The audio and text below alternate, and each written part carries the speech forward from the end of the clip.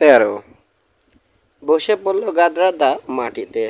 পা দুটো যেন আর দেহের ভার বহন করতে রাজি নয়। কষ্ট প্রাণপণে গোপন করে মুখে হাসি ফুটিয়ে এরিক গেল আসমুন্ডের কাছে।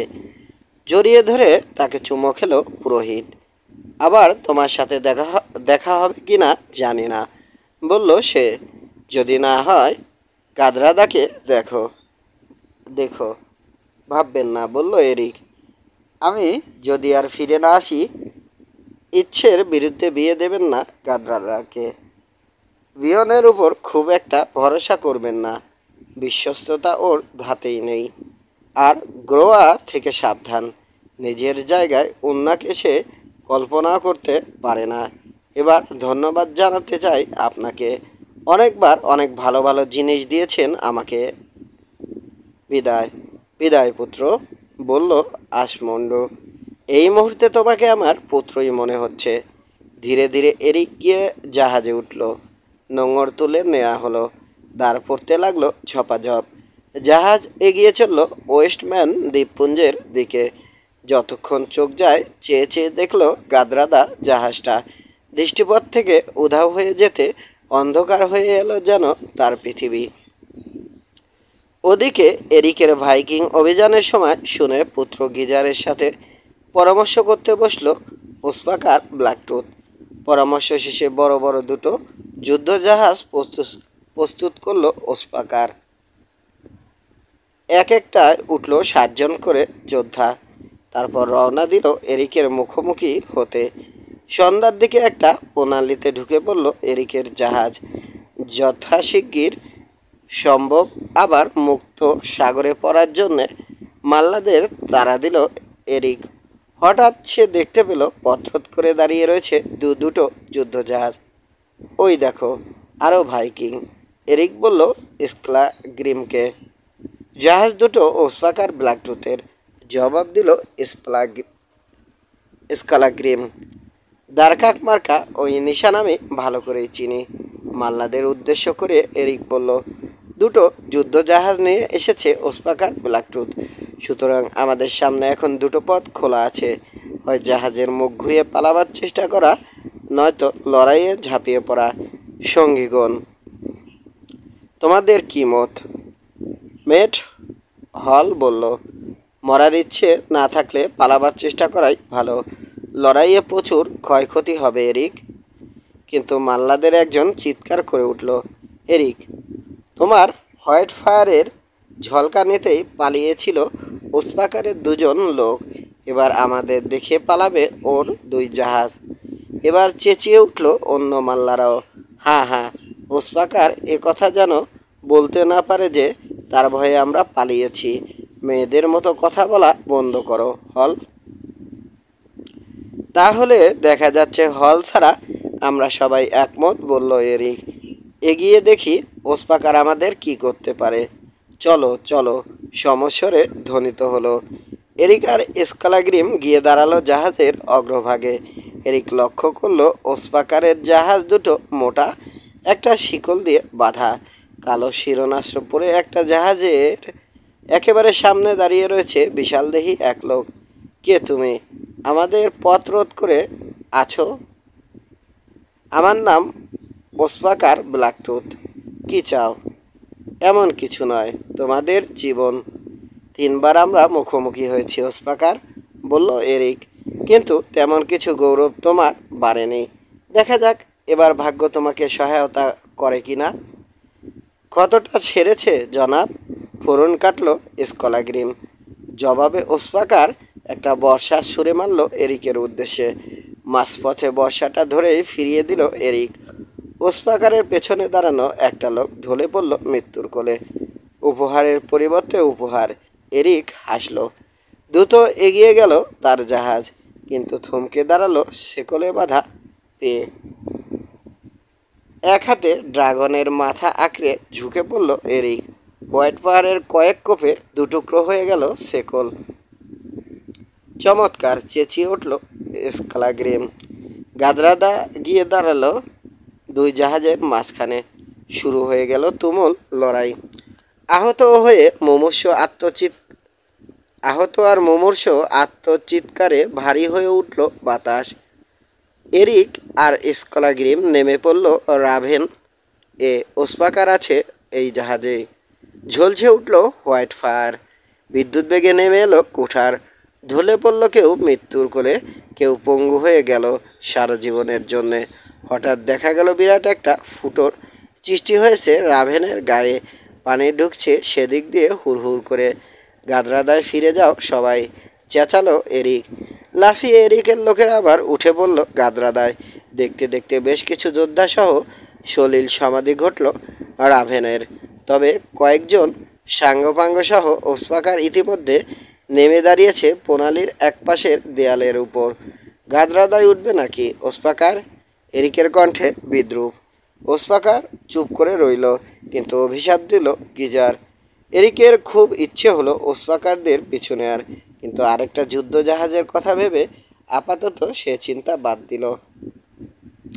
আর তখনই ঘটল এক মজার ঘটনা। যে জাহাজটার জন্যে তারা ইতস্তত করছিল, গাদরাদা খানিকটা সরে গেছে দেখে ঝপাঝপ দাঁড় ফেলে রওনা দিল সেটা দূর সমুদ্রের উদ্দেশ্যে। আমাদের হাত থেকে ওরা এত সহজে পালাতে পারবে না, বলল এরিক। সঙ্গীগণ, পিছু নাও। কিন্তু লড়াইয়ের ফলে জাহাজের প্রায় সবাই এখন ক্লান্ত। দেখতে দেখতে তারা 6 ফালং পেছনে পড়ে গেল। এবার আমরা পাল তুলব, ঘোষণা করলো এরিক। পাল তোলার পর মৃতদেহগুলো এরিক ডেক থেকে নিয়ে যেতে আর আহতদের শুশ্রূষা করতে বলল। তাদের পক্ষে 7 জন নিহত হয়েছে, 3 জন আহত। তাদের একজনের অবস্থা আশঙ্কাজনক। লড়াই আমরা ভালোই করেছি, এরিক বলল স্কলাগ্রিমকে। আরও ভালো করব, জবাব দিল স্কলাগ্রিম। সত্যি কথা বলতে কি, দলের সমস্ত লোকের পরিবর্তে ওসপাকারের মাথাটা কাটতে পারলে আমি খুব খুশি হব। খুব খুশি হব আমি খুশি হব বেশি। নতুনভাবে অনেক লোক জোগাড় করতে পারবে সে, কিন্তু নতুন আরেকটা মুন্ডু জোগাড় করতে পারবে না। মাঝরাতের দিকে জোর বাতাস বইতে শুরু করলো।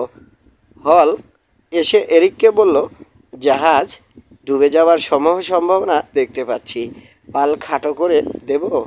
না, জবাব দিল এরিক। জাহাজ পূর্ণ গতিতেই চলতে থাকুক, সামনেরটার পিছু আমরা ছাড়ব না। মাঝরাতের পর নামলো বৃষ্টি। রাশি রাশি মেঘের আড়ালে ঢাকা পড়ল নিশীথ সূর্য। পলায়মান জাহাজটাকেও আর দেখা গেল না। পানি জমল গাদরাদায়। অসন্তোষ প্রকাশ পেল মাল্লাদের মধ্যে। সবচেয়ে বেশি অসন্তোষ ধ্বনিত হলো মেটের কণ্ঠে, কিন্তু এরিক কারো কথায় কর্ণপাত করল না। সামনের জাহাজটার দূরত্ব আর 2 ফেলংও হবে না। জোরে সঙ্গীগণ, জোরে, উৎসাহ দিল এরিক। আর কিছুক্ষণের মধ্যেই শুরু হবে লড়াই। এরকম বিক্ষুব্ধ আবহাওয়ায় লড়াইয়ে নামা মোটেই ভালো কথা নয়, বলল হল। ভালো হোক বা খারাপ, গর্জে উঠল স্কলাগ্রিম। প্রভু যা করতে বলছে তাই করো। কুঠারটা সামান্য তুলে ধরল সে। মেয়েটা আর কিছু বলল না। দেখতে দেখতে জাহাজটাকে প্রায় ধরে ফেলল গাদরাদা। দ্রুত এখন আর বড়জোর 1 ফেদম। অস্ত্রশস্ত্র নিয়ে লড়াইয়ের জন্য তৈরি হলো সবাই। গ্রাপনেল নিয়ে প্রস্তুত হও, গলা চড়ালো এরিক। তৎক্ষণাৎ ছোট্ট নোঙরটা নিয়ে স্কলাগ্রিম গিয়ে দাঁড়ালো গাদরাদার সামনে। 2-1 মিনিট অপেক্ষা করলো সে। তারপরেই জাহাজটা লক্ষ্য করে ছুড়ে দিল গ্রাপনেল। টক করে একটা শব্দ হলো। নোঙরটা উড়ে গিয়ে আটকালো যথাস্থানে।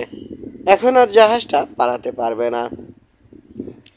ঝাঁকে ঝাঁকে বর্ষার ছুঁড়ে মারল এরিকের লোকেরা, কিন্তু ঢেউয়ে জাহাজ দুলতে থাকায় লক্ষ্যভ্রষ্ট হলো প্রায় সবই। কোনো প্রত্যুত্তর দিল না ওসপাকারের লোকেরা। আতঙ্কে তারা জড়সড়। এখন আমাদের কি করা উচিত, বলল এরিক আপন মনে। আর ঠিক তখনই বড় একটা ঢেউ আছড়ে পড়ল গাদরাদার গায়ে। খতম করে দাও ওদের, ওই জাহাজে নেমে, বলল স্কলাগ্রিম। জাহাজ যেভাবে দুলছে কাজটা সহজ নয়, বলল এরিক। তবু চেষ্টা আমরা করব। এভাবে চুপ করে থাকা কঠিন, ওদের ছেড়ে দেওয়া সম্ভব নয়। এরিক চিৎকার করে লোকজনকে বলল তাকে অনুসরণ করতে। তুমি পাগল হয়ে গেছে এরিক, বলল হল। গ্রাপনেল কেটে দাও, নইলে দুটো জাহাজই ডুবে যাবে। এরিক সে কথায় কর্ণপাত না করে লাফিয়ে নামলো শত্রুর জাহাজে। পেছনে পেছনে স্কালাগ্রিম। আবার বিরাট একটা ঢেউ আছড়ে পড়ল জাহাজের গায়ে। ডুবে যাওয়ার আতঙ্কে অস্থির হয়ে গ্রাপনেল কেটে দিল হল।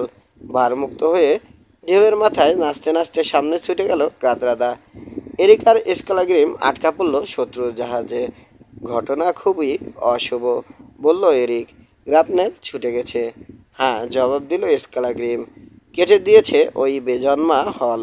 আমি নিজ চোখে ওকে কুঠার চালাতে দেখেছি। 14। এরিক আর স্কালাগ্রিমের এ দুর্দশা দেখে তাদের খতম করতে উদ্যত হলো ওসপাকারের লোকেরা। কিন্তু তরতর করে দুজনে উঠে পড়ল মাস্তুলের উপর। পতনের হাত থেকে রেহাই পেতে দ্রুত বেঁধে ফেলল নিজেদের। শত্রুর দল ছুটে এলো হৈ হৈ করে। তবে কাজটা মোটেই সহজ ছিল না। জাহাজের দুলনিতে ভালোভাবে দাঁড়াতেই পারল না তারা। লক্ষ্যভ্রষ্ট হলো নিক্ষিপ্ত তীর। দুঃসাহসী কিছু কৃতদাস মাস্তুলে উঠল, কিন্তু তৎক্ষণাৎ তিনজন মারা পড়ল হোয়াইট ফায়ারের আঘাতে। একজনের মাথা নেমে গেল কুঠারের কোপে। উপরে ওঠার চেষ্টা বাদ দিতে হলো। শুরু হলো বর্ষার ছোড়া। সেগুলো লক্ষ্যভেদ করতে পারল না জাহাজের দোলায়। একটা বর্ষা এসে বিদ্ধ হলো মাস্তুলের গায়ে। বর্ষাটা খুলে নিয়ে সামান্য অপেক্ষা করলো স্কালাগ্রিম। তারপর ছুঁড়ে মারল জটলার মাঝখানে। মৃত্যু ঘটল একজন কৃতদাসের। বন্ধ হলো বর্ষার ছোড়া। মরিয়া হয়েও আর কয়েকজন উঠে পড়ল মাস্তুলে। আলিঙ্গন করলো নিশ্চিত মৃত্যুকে। তীক্ষ্ণ ভাষায় শত্রুদের বিদ্রুপ করতে লাগলো স্কালাগ্রিম। উত্তেজিত হয়ে ভারী একটা পাথর ছুঁড়ে মারল একজন। পাথরের আঘাতে অবশ হয়ে গেল স্কালাগ্রিমের কাঁধ। লড়াই করা আমার পক্ষে আর সম্ভব নয় প্রভু, বলল সে। ডান হাত সম্পূর্ণ অবশ হয়ে গেছে। খুব খারাপ সংবাদ, বলল এরিক। আমার শক্তিও নিঃশেষ হয়ে আসছে, তবে দুঃখের কিছু নেই এতে। অনেক লড়াই করা হলো, এবার বিশ্রাম নেয়ার পালা। আমার বাম হাত এখনও ঠিক আছে প্রভু, আরও কিছুক্ষণ চালিয়ে যেতে পারবো। চলো, এই বাঁধন কেটে দিয়ে ঝাঁপিয়ে পড়ি নেকড়েগুলোর ওপর। মন্দ হয় না, বলল এরিক। যে পরিণতি বরণ করতে হবে তাতে বিলম্বিত করে লাভ নেই, তবে একটু অপেক্ষা করো। ওদিকে পরামর্শ চলছে ওসপাকারের লোকদের মধ্যে। যথেষ্ট ক্ষয়ক্ষতি হয়েছে আমাদের, বলল মেট। যে 19 জন অবশিষ্ট আছে, জাহাজ চালাতে তাদের দরকার হবে। তাছাড়া স্কালাগ্রিম আর এরিকের বিপক্ষে লড়াইয়ে এঁটে ওঠা যাবে না। ওদের পরাজিত করতে হবে চাতুরির সাহায্যে। কথাগুলো মনে ধরল নাবিকদের। মারাত্মক ওই দুই শত্রুর সাথে লড়াইয়ের সাহস আর তাদের ছিল না। এবার শোনো আমার কথা, বলল মেট। প্রথমে ওদের কাছে গিয়ে বলবো যে আমাদের দ্বারা ওদের কোনো ক্ষতি হবে না। নিরাপত্তার খাতিরে বেঁধে রাখলেও নামিয়ে দেব আইসল্যান্ডের কোনো উপকূলে, কিন্তু রাতে সবাই মিলে ওদের ছুঁড়ে ফেলবো সাগরে। পরে প্রচার করে দেব ওরা মারা গেছে আমাদের বিরুদ্ধে লড়াই করতে গিয়ে। এটা চরম কাপুরুষতা, বলল একজন। তাহলে ওদের সাথে লড়াই করে বীরত্ব ফলাও গিয়ে, জবাব দিল মেট। ওদের যদি না মারি, আইসল্যান্ডের সবাই গায়ে থুতু দেবে, বলবে পুরো এক জাহাজ লোক দুজনের কাছে পরাজিত হয়েছে। সে অপমানের চেয়ে মরে যাওয়া ভালো। লোকটা আর কোনো কথা বলল না। ধীরে ধীরে মেট উঠতে লাগলো মাস্তুলের উপর। কি চাও, চেঁচিয়ে উঠল এরিক। তোমাদের বিরুদ্ধে আর লড়ার সাহস আমাদের নেই, বলল মেট। তাই শান্তি স্থাপন করতে এসেছি। নেমে এলে বেঁধে রাখবো তোমাদের, তারপর ছেড়ে দেব কোনো উপকূলে। বেঁধে রাখবে কেন, জানতে চাইল এরিক। নিরাপত্তার খাতিরে। শান্তির প্রস্তাব দিলাম। এখন পছন্দ হলে নেমে এসো, নইলে সর্বশক্তি প্রয়োগ করে খতম করে দেব তোমাদের। কি করবো স্কালাগ্রিম, চাপাসট বলল এরিক। ওই ব্যাটার কথা আমার বিশ্বাস হয় না, জবাব দিল স্কালাগ্রিম। কিন্তু আমি আর বেশিক্ষণ লড়াই চালিয়ে যেতে পারবো না। তুমিও ক্লান্ত হয়ে গেছো। তাছাড়া স্বেচ্ছায় শান্তির প্রস্তাব দিয়ে বিশ্বাসঘাতকতা ওরা করবে বলে মনে হয় না। আমি অতখানি নিশ্চিত নই, তবে ভিক্ষুকদের হার বাঁচলে চলে না। খানিকটা সম্মান বিসর্জন দিতেই হবে, বলল এরিক। একটু থেমে গলা চড়ালো মেটের উদ্দেশ্যে। তোমাদের প্রস্তাব আমরা মেনে নিলাম। আমাদের ক্ষতির কোনো চেষ্টা করো না। ভয়ের কিছু নেই, বলল মেট। আমাদের কথার দাম আছে, সে দেখা যাবে, বলল এরিক। নেমে আসতে দুজনকেই বেঁধে ফেলা হলো। এরিক তাকালো খোলা সাগরের দিকে। 20 ফেলং এগিয়ে গেছে তাদের জাহাজ। খুব ভালো করেছে ওরা, বলল স্কালাগ্রিম। আমাদের বিপদের মুখে ঠেলে দিয়ে নিজেরা নিরাপদে আছে। না, অত দোষ দেওয়াটা বোধ হয় ঠিক হবে না, বলল এরিক। ওরা নিশ্চয় ভেবেছে আমরা মারা গেছি। তবে হলের মুখোমুখি যদি আর কখনো হই, ভদ্র ব্যবহার করা সম্ভব হবে না। আমার পক্ষে একেবারেই না, গর্জে উঠল স্কালাগ্রিম। ডেকের পেছন দিকে এনে এরিক আর স্কালাগ্রিমকে বাঁধল ওরা শক্ত করে। তারপর খেতে দিল সুস্বাদু খাবার। খাবার পর ক্লান্ত শরীরে ঘুমিয়ে পড়ল দুজনেই। ঘুমের মাঝে এরিক দেখলো অদ্ভুত এক স্বপ্ন। দেখলো একটা ইঁদুর এসে কী সব মন্ত্র আওড়ালো তার কানের কাছে। আর ঠিক তখনই সাগরের ঢেউয়ের উপর দিয়ে হেঁটে হেঁটে এগিয়ে আসতে লাগলো সোয়ান হিল্ড। কাছে এসে ঝুঁকে পড়ে সে বলল, জাগো এরিক ব্রাইটি, জাগো, জাগো। এরিকের মনে হলো জেগে উঠে সে যেন জানতে চাইল, কি সংবাদ সোয়ান হিল্ড? জবাব এলো, খুব খারাপ সংবাদ এরিক। তাই সাগরের উপর দিয়ে হেঁটে এলাম। গাদরাদা কি তোমার জন্য এত কষ্ট করতো? গাদরাদা তো ডাইনি নয়, বলল এরিক। হ্যাঁ, গাদরাদা ডাইনি নয়, ডাইনি হলাম আমি। তবে ভাগ্য তোমার খুব ভালো এরিক, আমি ডাইনি। যাক, যা বলতে এসেছি শোনো এখন। এ লোকগুলো তোমাদের দুজনকেই ছুঁড়ে ফেলে দেবে সাগরে। ভাগ্যে যা আছে তা ঘটবেই, বলল এরিক। না, ঘটবে না। সর্বশক্তি দিয়ে ছিঁড়ে ফেলো তোমার বাঁধন। তারপর স্কালাগ্রিমের বাঁধন কেটে দাও। দুজন মিলে অপেক্ষা করো। হত্যাকারীরা এলে তাদের উপর ঝাঁপিয়ে পড়ো একযোগে। এ কথাটা বলতেই আতলির পাশ থেকে উঠে সাগর পাড়ি দিয়েছি আমি। গাদরাদা কি তোমার জন্য এত কথা ভাবতো? সোয়ানহিল চুমো খেলো তার কপালে। তারপর ইঁদুরটাকে বুকে নিয়ে অদৃশ্য হয়ে গেল। জেগে গেল এরিক। ঘুমের লেশমাত্র আর তার চোখে নেই। রাত এখন গভীর। জাহাজ মৃদু মৃদু দুলছে। খানিকটা সরে কানাকানি করছে খানিকটা সরে কানাকানি করছে কয়েকজন নাবিক। পাশে শুয়ে নাক ডাকাচ্ছে স্কালাগ্রিম। ওঠো, বলল এরিক। উঠে শোনো। হাই তুলে উঠে বসলো স্কালাগ্রিম। কি ব্যাপার প্রভু? স্বপ্নের কথা খুলে বলল এরিক। এ স্বপ্নের অর্থ আছে প্রভু, বলল স্কালাগ্রিম। সোয়ান হিল্ডের কথা মতোই কাজ করতে হবে। বলছো বটে, কিন্তু কাজটা করা অত সহজ নয়। তা ঠিক, তবে অসম্ভবও নয়। বাঁধন ছেঁড়ার জন্য সর্বশক্তি প্রয়োগ করলো দুজনে। হাত কেটে গেল, তবু ছাড়ল না। অনেকক্ষণ পর না ছিল ঢিল হয়ে এলো বাঁধন। একটা হাত মুক্ত করে হোয়াইট ফায়ার দিয়ে প্রথমে নিজের, তারপর স্কালাগ্রিমের বাঁধন কেটে দিল এরিক। আমার মাথায় একটা বুদ্ধি এসেছে, হাঁপাতে হাঁপাতে বলল সে। কি প্রভু? আগ্রহী হয়ে উঠল স্কালাগ্রিম। ওরা না আসা পর্যন্ত চাদর ঢাকা দিয়ে শুয়ে থাকবো আমরা, যেন ছাড়া পাইনি। তারপর ঝাঁপিয়ে পড়বো একসঙ্গে। শুয়ে খানিকটা বিশ্রাম নিতে না নিতেই নাবিকদের নিয়ে এসে উপস্থিত হলো মেট। কি সংবাদ বন্ধুগণ, বলল এরিক। তোমাদের জন্যে দুঃসংবাদ, বলল মেট। তোমাদের বাঁধন খুলে দেব আমরা। এটা তো সুসংবাদ, হাসলো এরিক। বাধা থাকতে থাকতে হাত পা অসাড় হয়ে গেছে। তীর দেখা যাচ্ছে না। তীর দেখার সৌভাগ্য আর তোমাদের হবে না এরিক। সে কি কথা বন্ধু? নিজে শান্তির প্রস্তাব দিয়ে নিশ্চয় হাত পা বাঁধা মানুষের ক্ষতি করতে চাও না? তোমার আর তোমার সঙ্গীর কোনো ক্ষতি করব না বলেছিলাম। সে কথা আমি রাখবো। তোমাদের শুধু ফেলে দেব পানিতে। তারপর কি ঘটবে ভাগ্যে সেটা বুঝবে দেবী র্যান। আরেকবার ভেবে দেখো, বলল এরিক। কাজটা অমানসিক এবং ভীষণ নিষ্ঠুর। আমরা তোমার কথা পুরোপুরি বিশ্বাস করেছিলাম। সে বিশ্বাস ভঙ্গ করতে চাও? লড়াইয়ে বিশ্বাসের কোনো মূল্য নেই। দয়া করুন, অনুগ্রহ করুন। এত অল্প বয়সে মরতে চাই না। সুন্দরী একটি মেয়ে আমার জন্যে অপেক্ষা করছে আইসল্যান্ডে। মুখ ঢাকলো এরিক। হাসি চাপলো স্কালাগ্রিম অতি কষ্টে। এই সেই বীর এরিক, বিদ্রুপ করলো নাবিকরা। কেমন মেয়েদের মতো কাঁদছে দেখো। চলো ওকে ফেলে দিই সাগরে। হঠাৎ চিৎকার দিয়ে চাদরটা ছুঁড়ে ফেললো এরিক। শাবক হারানো মাদি ভালুকের মতো ছুটে গেল দুজনে। ঝলছে উঠল হোয়াইট পার, নেমে এলো কুঠার। তৎক্ষণাৎ প্রাণ ত্যাগ করলো দুজন শত্রু। দানব, চিৎকার করে উঠল একজন। এরা দুজনেই দানব। দৌড় দিল সে, কিন্তু আবার দেখা গেল হোয়াইট ফায়ারের ঝলকানি।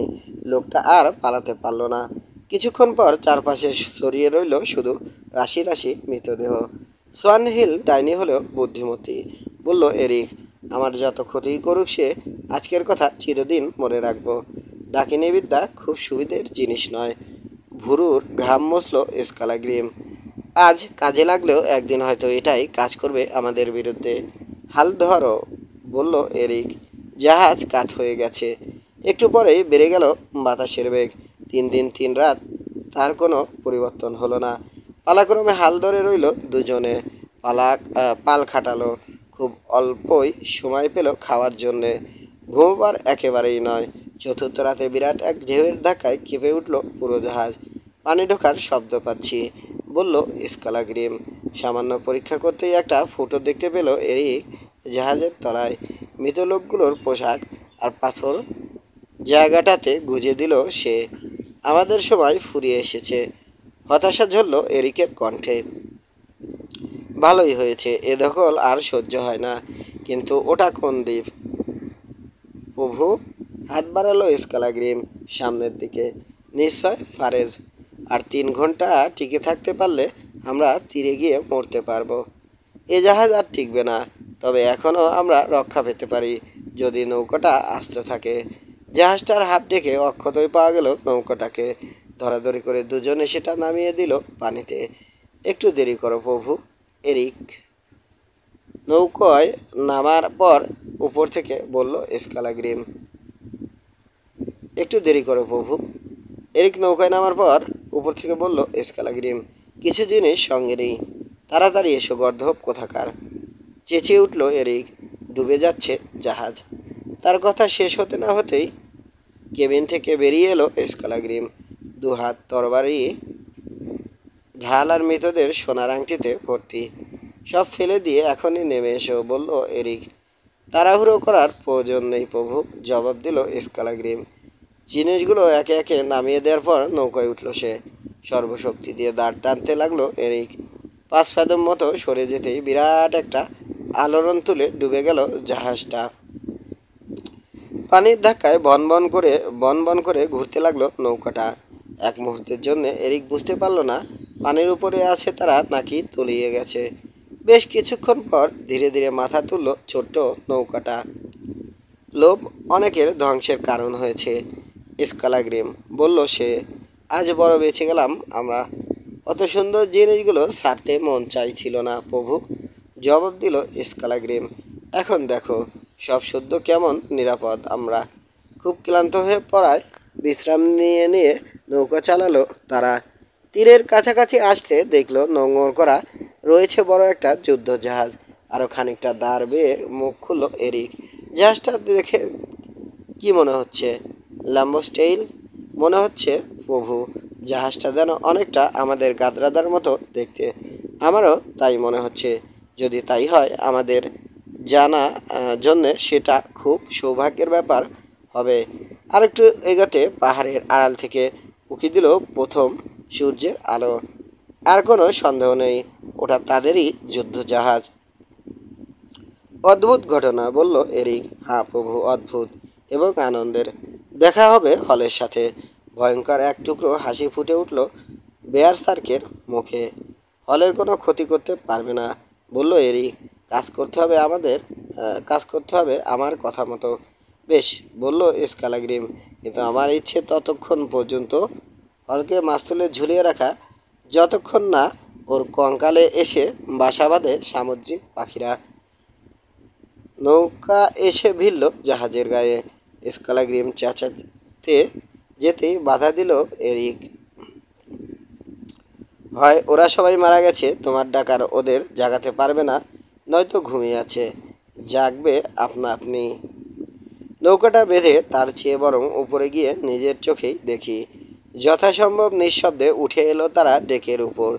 নাবিকদের সবাই গভীর ঘুমে অচেতন। এক জায়গায় একটা আগুন জ্বলছে, পাশে কিছু খাবার। চেটেপুটে খাবারটুকু খেয়ে নিল দুজনে। তারপর চাদর মুড়ি দিয়ে বসলো আগুন পোহাতে। হঠাৎ ঘুম ভেঙে গেল এক নাবিকের। এ দৃশ্য দেখে চিৎকার করে সে সঙ্গীদের জানিয়ে দিল 2টো দানব বসে আছে আগুনের পাশে। ছুটে এলো সমস্ত নাবিক। মাঝখানে হল। চাদর ছুঁড়ে ফেলে লাফিয়ে উঠল এরিক আর স্কালাগ্রিম। অনাহারে কৃষ দেহ আর কোটরে বসা চোখে ওদের লাগছে দানবের মতোই। একটা গান ধরল এরিক। শত্রুর জাহাজে ওঠার পর থেকে এ যাবৎ সমস্ত কাহিনীর বর্ণনা আছে সে গানে। এমনকি হলের শেকল কেটে দেওয়ার কথা বাদ গেল না। 15। এবার বুঝতে আর কারো বাকি রইল না যে এরা দুজন আসলেই এরিক ব্রাইটিস আর স্কালাগ্রিম লাম্বাস ডেইলস।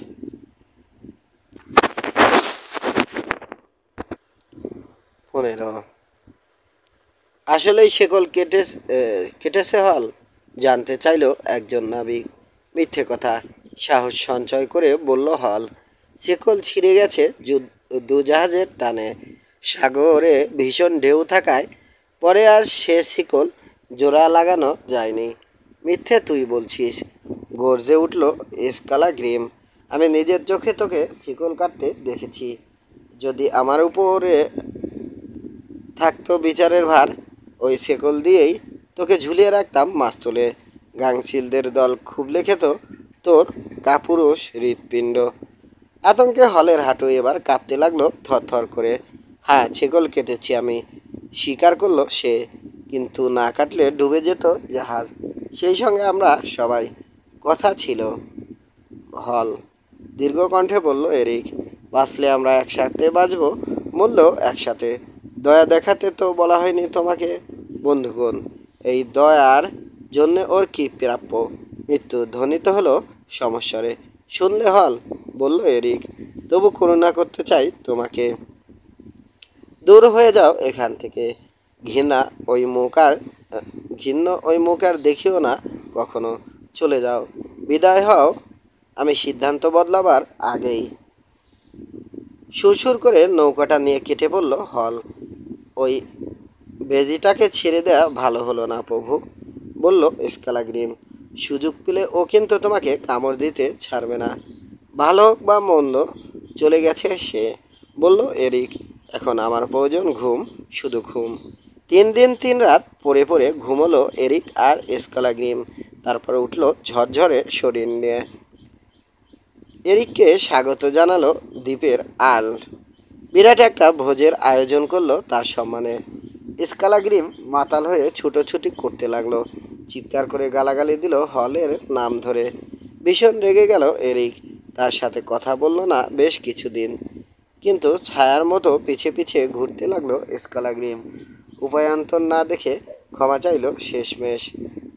তোমার বীরত্বের জন্যে ক্ষমা করলাম এ যাত্রা, বলল এরিক, কিন্তু তোমার এই ভুল একদিন আমার এবং আরও অনেকেরই মৃত্যুর কারণ হবে। তোমার আগে মৃত্যু হবে আমার, বলল স্কালাগ্রিম। ওসপাকারের দলের বিপক্ষে লড়াই করতে গিয়ে 12 জন লোক মারা গিয়েছিল। দ্বীপ থেকে লোক নিয়ে সে অভাব পূরণ করলো এরিক। তারপর বেরিয়ে পড়ল আবার নতুন অভিযানে। এরিকের সমস্ত অভিযানের বর্ণনা দিতে গেলে একটা ইতিহাস হয়ে যাবে। সে যুগে ওটাই ছিল শ্রেষ্ঠ ভাইকিং। একের পর এক লড়াইয়ে জয়লাভ করেছে সে, কিন্তু তাই বলে অত্যাচার চালায়নি পরাজিত শত্রুর উপর। যা কিছু লাভ করেছে অভিযানে সমান ভাগে ভাগ করে দিয়েছে আপন লোকজনের মধ্যে। নাবিকদের প্রতি তার ছিল অফুরন্ত ভালোবাসা, আর তাই নাবিকরাও ছিল তার জন্যে জীবন দিতে প্রস্তুত। এরিকের আউটল জীবনের প্রথম গ্রীষ্ম কাটল আয়ারল্যান্ডের উপকূলে। শীতে সে এলো ডাবলিনে। কিছুদিন কাজ করলো রাজার দেহরক্ষী হিসেবে। পরের গ্রীষ্মে সে এলো ইংল্যান্ডের উপকূলে। তুমুল লড়াই হলো দুটো ভাইকিং দলের সাথে। এই লড়াইয়ে নিশ্চিত মৃত্যুর হাত থেকে এরিককে রক্ষা করলো স্কালাগ্রিম। এক শত্রু কুঠার চালিয়েছিল এরিকের মাথা লক্ষ্য করে, কিন্তু সামনে ঝাঁপিয়ে পড়ে সে আঘাত নিজের পিঠে গ্রহণ করলো স্কালাগ্রিম। অন্য লোক হলে গুরুতর এই আঘাত সহ্য করতে পারত না, কিন্তু স্কালাগ্রিম অন্য ধাতুতে গড়া। সেরে উঠল সে ধীরে ধীরে। এই ঘটনার পর দুজনকে ভালোবাসতে লাগলো যমজ ভাইয়ের মতো। ভাইকিং জাহাজ দুটো নিয়ে টেমস নদী ধরে এরিক এলো লন্ডনে। জাহাজের ক্যাপ্টেন দ্বয়কে তুলে দিল রাজা এডমন্ডের হাতে। কাল বিলম্ব না করে দুজনকেই ফাঁসি দিল রাজা। এরিক আর স্কালাগ্রিমকে দেখে খুব খুশি হলো রাজা এডমন্ড দ্য ম্যাগনিফিসেন্ট। বলল, তোমাদের বীরত্বের কথা অনেক শুনেছি। বলো, কি চাও তুমি আমার কাছে? সেবা করতে চাই আপনার, বলল এরিক, আমার দলের সমস্ত লোকজন সহ। এটা তো খুশির কথা, জবাব দিল রাজা। আজ থেকে তুমি হবে আমার দেহরক্ষী। যুদ্ধের সময় এখন থেকে আমার পাশে পাশে থাকবে তুমি আর স্কালাগ্রিম, সায় দিল এরিক। কিছুদিন পরেই তাকে যুদ্ধে যেতে হলো ডেন্স অব মার্সিয়ার বিরুদ্ধে। রাজার সবাই ছিল লেডি এনফ্রিডা নামের এক মহিলা। ঐশ্বর্য এবং সৌন্দর্যে পুরো লন্ডনে তার কোনো জুরি ছিল না। এরিককে দেখার সাথে সাথে তাকে ভালোবেসে ফেলল এলফিডা। কিন্তু এরিক তাতে সাড়া দিল না। তার হৃদয় জুড়ে রয়েছে গাদরাদা। একবার যুদ্ধ শেষে রাজার সঙ্গে লন্ডনের রাস্তা ধরে ফিরে আসছে সে। জানালায় বসে এলফিডা হঠাৎ ছুঁড়ে দিল ফুলের একটা মালা। ব্যাপারটা লক্ষ্য করে রাজা হাসল। সে রাতে প্রাসাদে ভোজনের পরে এরিকের গ্লাসে ওয়াইন ঢেলে দিল এলফিডা। স্বাগত জানালো মিষ্টি সুরে। ধন্যবাদ দিল এরিক। তারপরে স্কালাগ্রিমকে ডেকে জানতে চাইল রওনা দেয়া যাবে কবে। 10 দিনের মধ্যেই প্রভু, বলল স্কালাগ্রিম। কিন্তু শীতটা এখানে কাটানোই কি ভালো নয়? জাহাজ নিয়ে সাগরে বেরিয়ে পড়ার পক্ষে দেরি হয়ে গেছে। না, বলল এরিক, শীত কাটাবো এবার ফ্যারেজে। আইসল্যান্ড থেকে ওই দ্বীপটাই সবচেয়ে কাছে। আগামী বছর গ্রীষ্মে আমার শাস্তির 3 বছর পূর্ণ হয়ে যাচ্ছে। তৎক্ষণাৎ বাড়ি ফিরতে চাই। রওনা দেওয়ার পক্ষে সত্যিই বড় দেরি হয়ে গেছে।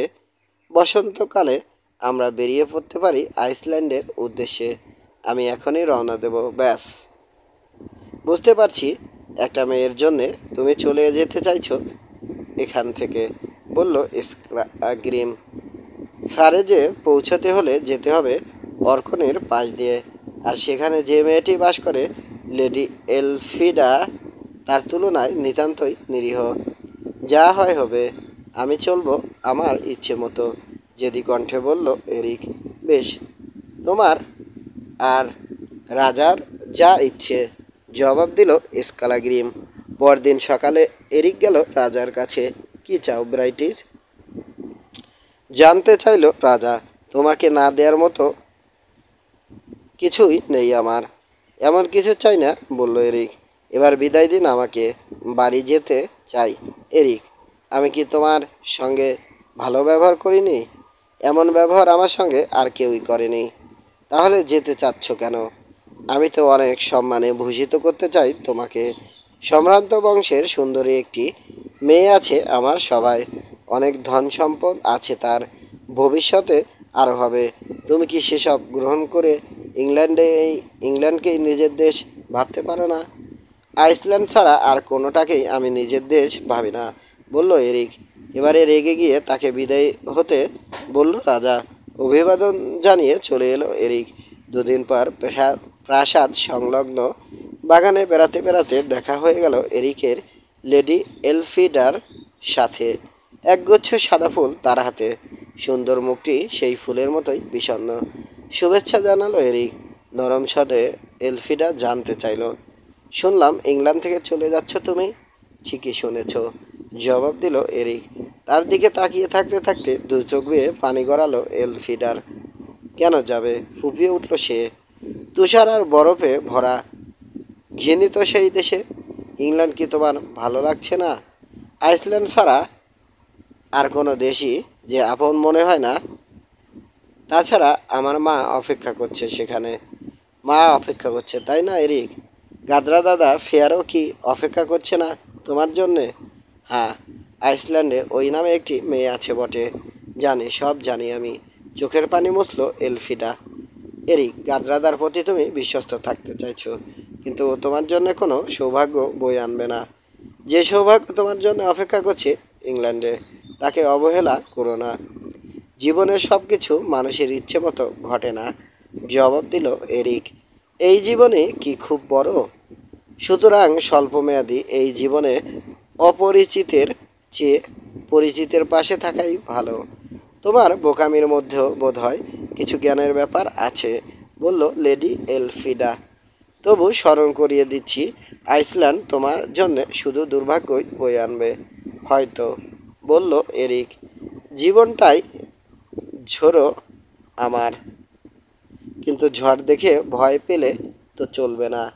তার চেয়ে ডুবে যাওয়াই ভালো, কারণ কাপুরুষ হোক বা বীর, ডুবতে হবেই শেষমেশ, ডুবতে হবেই শেষমেশ। কিন্তু এরিক, যাকে চাচ্ছ তাকে যদি না পাও, সে যদি মারা যায়, পথ চলবো একা একা।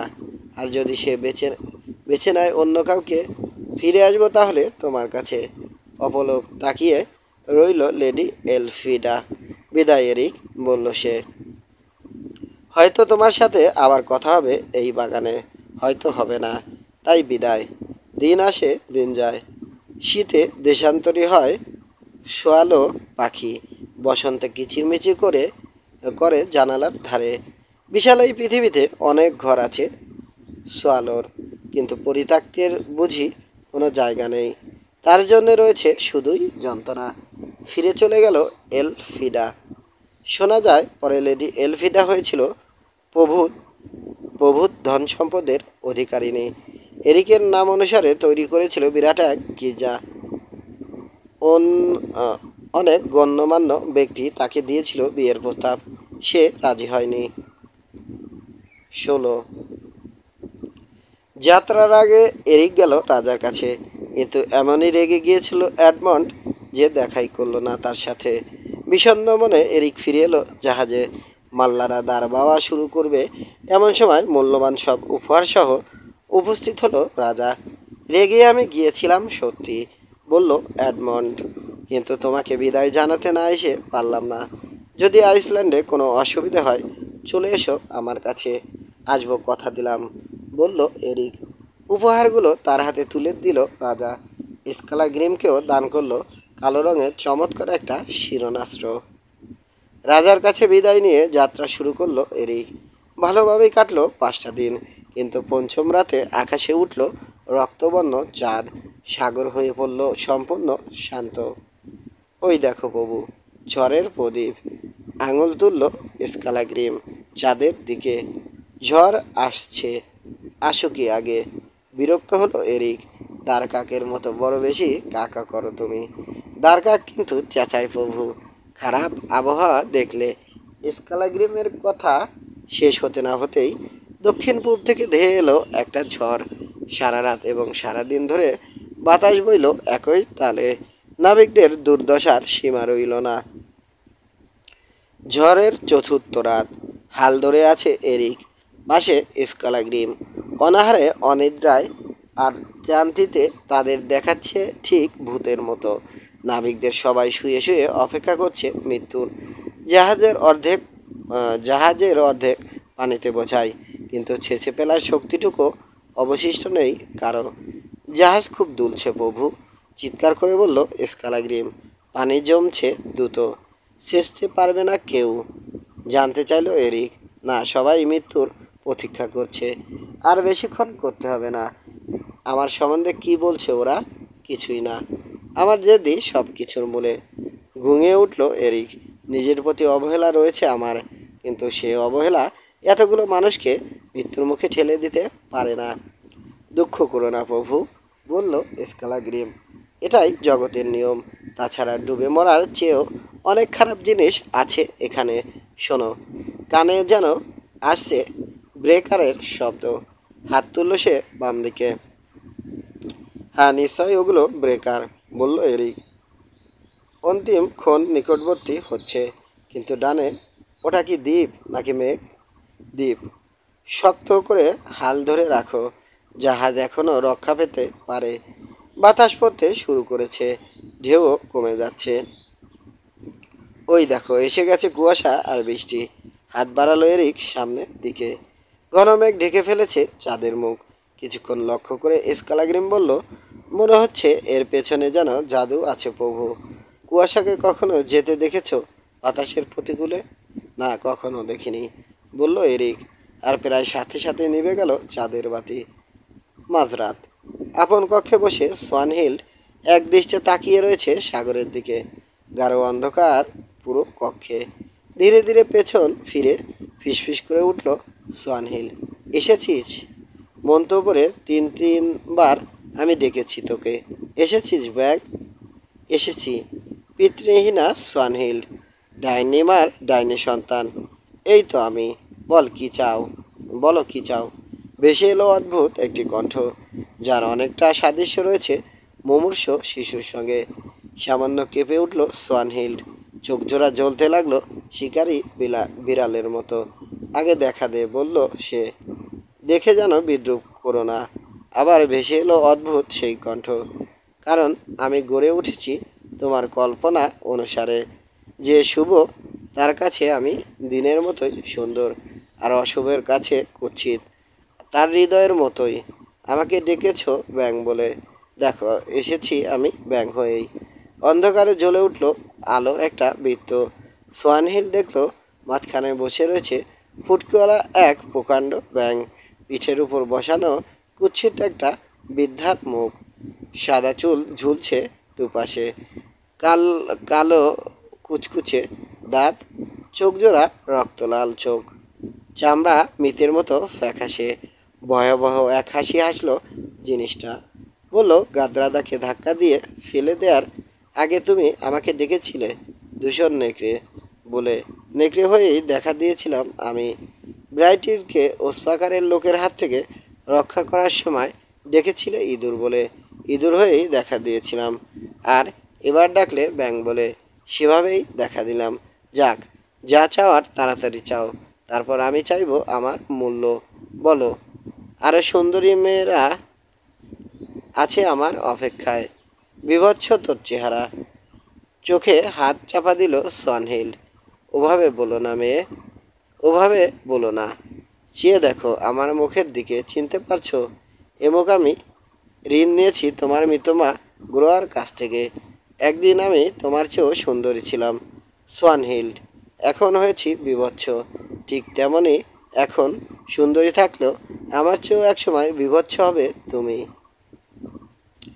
চিৎকার করার জন্য মুখটা হা হয়ে গেল সোয়ানহিলের, কিন্তু কোনো শব্দ বেরোলো না। দানব, ফিসফিস করে বলল সে কিছুক্ষণ পর। মিথ্যে বিদ্রুপ করিস না আমাকে। বল, এরিক এখন কোথায়? সামনে তাকাও, সব দেখতে পাবে। সোয়ানহিল তাকাতেই যেন সরে গেল রাতের অন্ধকার। সে দেখলো জাহাজের হাল ধরে আছে এরিক, পাশে স্কালাগ্রিম। দেখলে তোমার প্রিয়তমাকে? জানতে চাইলো জিনিসটা। হ্যাঁ, জবাব দিল সোয়ানহিল। ঝড় ওকে পরিচান্ত করে ফেলেছে, কিন্তু তাতে যেন আগের চেয়েও বেশি সুন্দর লাগছে ওকে। এবার বল, তুই আমাকে সাহায্য না করলে কি ঘটবে? নিরাপদে সে পৌঁছে যাবে গাদ্রাদার কাছে, আর সাহায্য করলে সে আসবে তোমার কাছে। কি মূল্য চাস এ কাজের জন্যে? চাই তোমাকেই। ক্ষণক্ষণে গলায় আবার হেসে উঠল জিনিসটা। মেয়াদ ফুরিয়ে গেলে নিজেকে তুমি তুলে দেবে আমার হাতে। অনন্তকাল ধরে রাতের পর রাত ঘুরে বেড়াবো আমরা। সাহায্য করব অন্যদের অশুভ কাজে। ভাবতে লাগলো সোয়ানহিল। মুখ ধীরে ধীরে ফ্যাকাশে হলো। উঠে দাঁড়ালো শেষমেশ। নিরাপদে পৌঁছে যাবে সে গাদ্রাদার কাছে। হি হি। এখনো সময় আছে। ভেবে দেখো মেয়ে, রাজি আছো আমার সত্ত্বে? রাজি। কাঁপতে লাগলো সোয়ানহিল বার্স পাতার মতো। হি হি হি। সাহসী মেয়ে। 3টে কাজ করব আমি তোমার জন্যে। অবশ্য সাহায্য আমি করব, বাদ বাকি নির্ভর করবে তোমার জ্ঞানের উপর। আগামীকাল ব্রাইটিসকে দেখতে পাবে তুমি আতলির হলে। আগামী বসন্তে সে তোমাকে ভালোবাসবে, আর আগামী শরতে গাদ্রাদার বিয়ে হবে ও ওসপাকারের সাথে। এবারে এসো কাছে, চুক্তি হয়ে যাক আমাদের। সোয়ানহিল এগিয়ে একটা হাত রাখলো ব্যাংটার গায়ে। তৎক্ষণাৎ শিরায় শিরায় যেন ছুটে গেল আগুনের প্রবাহ। শিখা বেরোলো চোখ দিয়ে। সোয়ানহিল দেখলো তারই মতো একটা ছায়া সামনে দিয়ে চলে গেল কাঁদতে কাঁদতে। চুক্তি হয়ে গেছে। এবার তোমার কপাল রাখো আমার কপালে, রূপান্তর হোক আমাদের। সোয়ানহিল বুঝতে পারলো তার সৌন্দর্য ভর করেছে ব্যাংকটার উপর, আর সে রূপান্তরিত হয়েছে কুৎসিত ব্যাঙে। চলো, কাজে চলো এবার, বলল তার রূপ ধারণ করা সোয়ানহিল্ডের সেই শরীর। তারপরই অদৃশ্য হয়ে গেল। ব্যাঙের চোখে পিটপিট করে সামনে তাকালো সোয়ানহিল্ড। দেখলো অদ্ভুত সব দৃশ্য। দেখলো মরে পড়ে আছে আতলে, ঘুমন্ত এক মহিলার বুকে আমল বিদ্ধ হয়ে আছে একটা তরবারি। মিডাল হাফের বড় হলঘরটা লাল হয়ে আছে রক্তে। একটা উপসাগর জেগেছে পাহাড়ের মাঝখানে। জ্বলন্ত একটা যুদ্ধ জাহাজ অদৃশ্য হয়ে গেল সেখানে। ওদিকে সোয়ানহিল্ডের মন্ত শরীর একটা দ্বীপে দাঁড়িয়ে হাত তুলল উত্তর অভিমুখে। আয় কুয়াশা, আয় শিলাবৃষ্টি, চাঁদ আড়াল হয়ে যাক এরিকের সামনে থেকে, চিৎকার করে বলতে লাগলো সে। দেখতে দেখতে কুণ্ডলি পাকিয়ে উঠতে লাগলো কুয়াশা। এগিয়ে যাক কুয়াশা, ঝরুক বৃষ্টি, বলল সে আবার। জীবনে এই প্রথম একটু ভয় ভয় করলো এরিকের। এমন দৃশ্য কখনো দেখিনি। ফিসফিস করে বলল সে স্কালাগ্রিমের কানে। এটা জাদুর কাজ প্রভু, জবাব দিল স্কালাগ্রিম। বুদ্ধি এখন কোনো সাহায্যে আসবে না। শক্ত করে ধরে রাখো হালটা। হাল ধরে রইল এরিক। চারপাশ থেকে ভেসে আসছে শুধু ঢেউয়ের শব্দ। আকাশ কালো হতে হতে এমন আকার ধারণ করলো যে একে একে অপরকে দেখতে পেল না। ঢেউগুলো যেন গজরাচ্ছে জাহাজের সামনেই। বলল এরিক, চলো প্রভু, একটু এগিয়ে দেখি। যদি সত্যিকারের ঢেউ হয় অবশ্যই ফেনা চোখে পড়বে। দুজন এসে দাঁড়ালো জাহাজের একেবারে সামনে। প্রভু, ফিসফিস করে বলল স্কালাগ্রিম।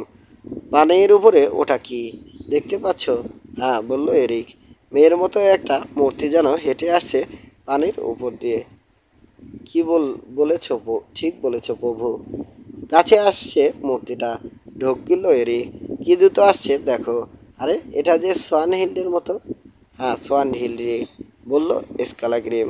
ভীষণ জাদুর খপ্পরে পড়ে গিয়েছি আমরা। আবার ফিরে এলো তারা হালের কাছে। দেখো স্কালাগ্রিম, মূর্তিটা ডান দিক নির্দেশ করছে। কি করব এখন? হাল ডানে ঘোরাবো? না প্রভু, ডাইনিকে বিশ্বাস নেই। বিরাট একটা ঢেউ এসে আঘাত আনলো জাহাজের গায়ে। আবার ডান দিকে নির্দেশ করলো মূর্তিটা। সোয়ানহিল্ড একবার আমাদের রক্ষা করতে এসেছিল, এবারেও নিশ্চয় সেজন্যই এসেছে। ওই দেখো, আবার হাত ঘোরাচ্ছে ডানে। কি করব এখন? হাল শক্ত মুঠিতে চেপে ধরল এরিক। যা খুশি করো প্রভু, আমি কিন্তু ডাইনিদের বিশ্বাস করি না। সর্বশক্তি দিয়ে হালে মোচড় দিল এরিক। জাহাজ ঘুরে গেল ডানে। এবার বিভিন্ন দিক নির্দেশ করতে লাগলো মূর্তিটা। এরিক অনুসরণ করে চলল তাকে। হঠাৎ উপর দিকে হাত তুলে উধাও হয়ে গেল মূর্তিটা। একটা অট্টহাসি ছড়িয়ে পড়ল সারা সাগরে। এবার ধ্বংস হবার পালা, বলল স্কালাগ্রিম। কথা শেষ না হতেই প্রচণ্ড আঘাত আনলো ঢেউ জাহাজের গায়ে। কোঁকিয়ে উঠল সমস্ত নাবিক। ওরা বুঝতে পেরেছে মৃত্যু আর বেশি দূরে নেই। চোখের পলকে পরিষ্কার হয়ে গেল আকাশ। মেঘের আড়াল থেকে বেরিয়ে এলো চাঁদ। ঢেউয়ের আরেকটা আঘাতে ভয়ানক কেঁপে উঠল জাহাজ। শূন্যে উঠে গেল এরিক আর স্কালাগ্রিমের দেহ। তারপর আর তাদের কিছু মনে নেই। সোয়ানহিল্ড ব্যাঙের দেহ ধরে উপর হয়ে আছে তখনও। হঠাৎ একটা নারী মূর্তি এসে উপস্থিত হলো তার সামনে। কাজ হয়ে গেছে, বলল মূর্তিটা। এখন আবার আপন রূপে ফিরে যাব আমরা। আতলিকে জাগিয়ে সাগরের তীরে গিয়ে দেখো কি ঘটেছে। এবারের খেলা এখানেই শেষ। আবার দেখা হবে আমাদের, তখন শুরু হবে নতুন খেলা। সোয়ানহিল্ড ফিরে পেল তার নিজের রূপ। যাই এবার, বলল ব্যাঙ।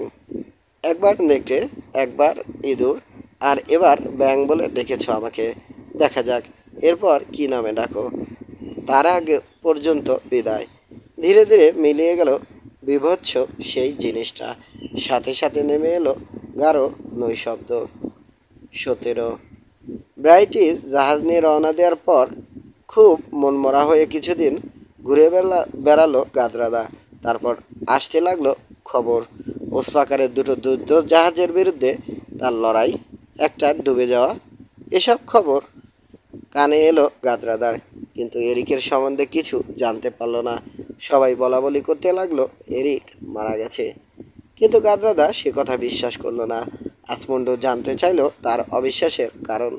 গাদ্রাদা জবাব দিল এরিকের মৃত্যু হলে অবশ্যই টের পেত সে। ফসল কাটা শেষ হয়ে গেল। উন্নাকে বিয়ের জগরযন্ত্র করতে লাগলো পুরোহিত আসমুন্ডু। স্থির হলো বিবাহোত্তর ভোজ মেদালহপেই অনুষ্ঠিত হবে। বিয়ের যখন আর মাত্র একদিন বাকি, আসমুন্ডের কথা হলো গ্রোয়ার সঙ্গে। শেষবারের মতো সব দেখাশোনা করার জন্যে হলে ঢুকলো আসমুন্ডু।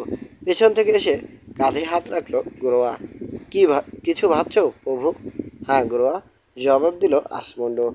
তবে ভয় হয়, আমার চেয়েও বুঝি বেশি ভাবছো তুমি। ভয় পেও না প্রভু, তোমার ইচ্ছেই আমার ইচ্ছে।